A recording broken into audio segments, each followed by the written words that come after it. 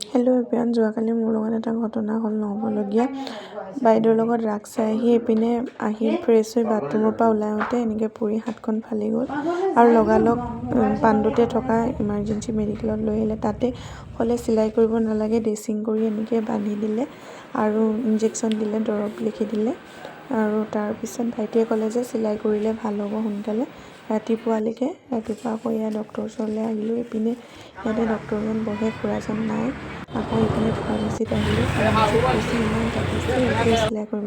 মোৰ আকৌ চিলাই ল'বলৈ ভয় লাগি আছিলে। খুৰাজনে ক'লে তোমালোকে যেনেকৈ ফেচিয়েল কৰে মুখখন, আমিও তেনেকৈ একো নহয় বোলে ধেমালি কৰি কেতিয়াবা ইনজেকশ্যন দিলে, মানে ইনজেকশ্যনটো দিওঁতে অকণমান বিষাইছিলে।